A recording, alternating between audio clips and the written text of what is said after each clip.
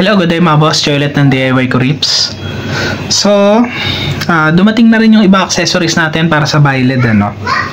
Pero, kung napanood niyo yung mga previous video ko, minention ko doon na itong Byled projector natin is 3 inches. Yan. Pero, itong binili nating bracket is pang 2.5 inches lang na Byled. So, hindi siya talaga mag-fit.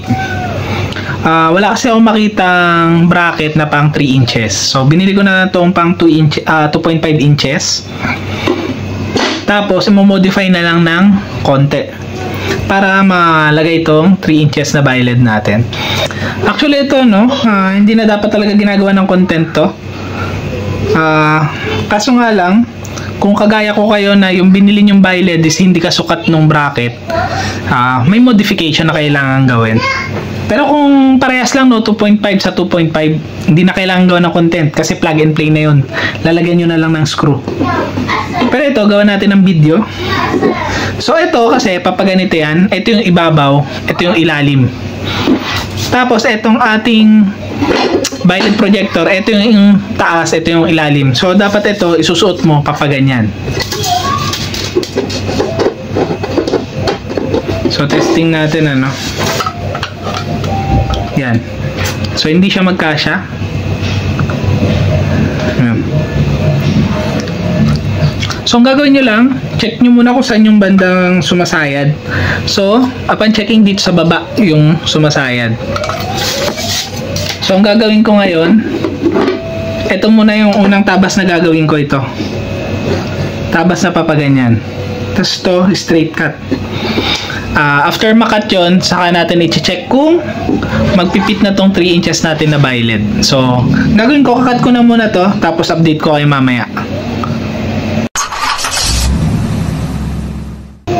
Di ba, ito na, no? Nakat na natin yung ditong portion. Yan, ginrinder ko. Mahirapan kayo na kung lagaring bakal, medyo matigas siya. Hindi ko alam kung ilang mm to. 1 or 2 mm ito. Pero ang tigas niya kasi. Yan, so ginrinder ko. Yan. Tapos ngayon, susukat na natin yung pinaka-Byled natin. Ito. Pasok nyo muna yung cable.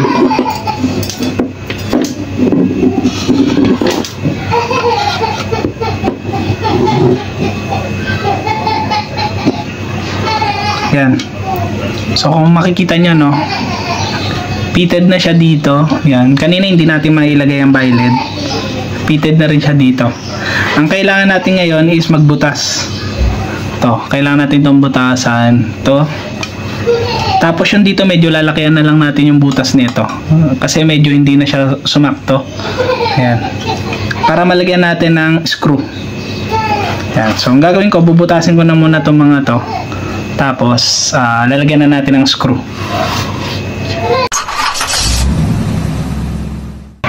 Di ba ito, no? Nabutasan na natin dito, tapos dito. Yan. So ngayon, i-fit check na natin. Magaling lang natin yan. Yan.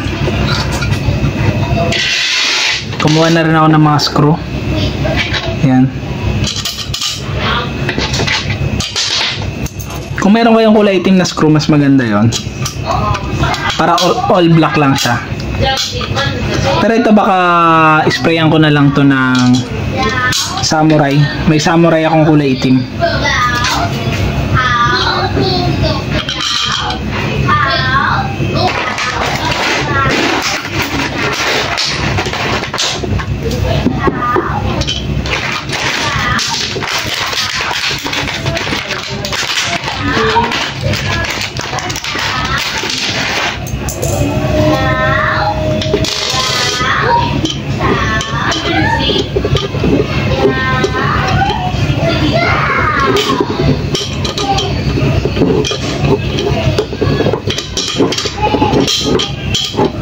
Yan.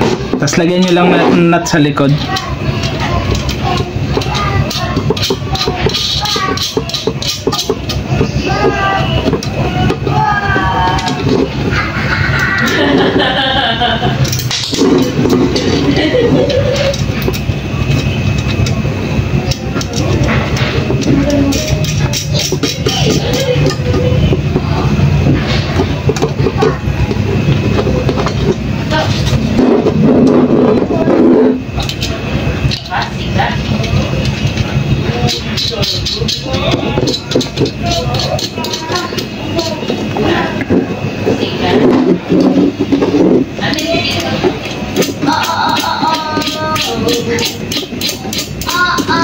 Yan.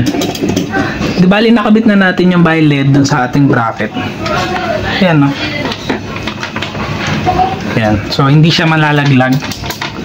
Yan. Di bali ganyan, ano? Pagka nakabit nyo na yung bi-LED sa bracket. So, antayin natin dumating yung iba ko pang in-order, no? Yung mga Demon Eye. Yan. Para ituro ko sa inyo kung paano siya ikakabit dito sa ating bi-LED projector. So, tapusin na natin tong video na to, no? Ingat kayong lahat. Ride safe. God bless.